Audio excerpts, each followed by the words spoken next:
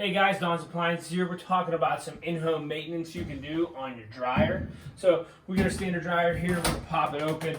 A few things we want to look at. I know everybody's number one pet peeve, the lint trap. All right, so these guys, everyone's different from make and model, but you want to just pick up all of this lint, all the fine particles.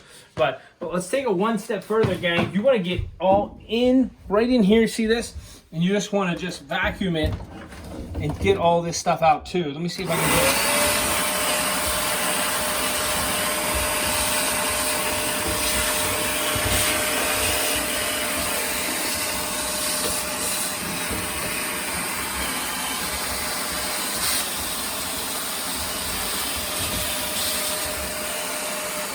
So you see what I mean? You just want to vacuum all inside here. I won't do it just because you won't hear my voice. But, think about deep down in here, there's some lint that, can get trapped, things like that. We're going to actually look inside. I know it's real tough to do, but we're going to check out the venting right here. Make sure this guy is lint free.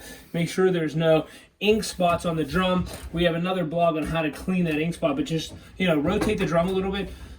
Check, see if there's anything that's stuck to it, any particles, any fabrics, things like that. But this one looks nice and clean. We'll revac this. Also, I want to close the door. The maintenance, so we want to check, like here, there's no gaskets, but we want to make sure there's no buildup here. See that? We want to actually get a cloth in here, wipe these down, make sure the door lock is actually in good shape. Sometimes people throw this and bang this too, so we want to make sure that's a solid. Excuse me, and also we want to just check out the top of it. It's going to get dusty, it's going to get dirty. We want to use a micro towel or a clean towel just to keep it, looking presentable and looking good too.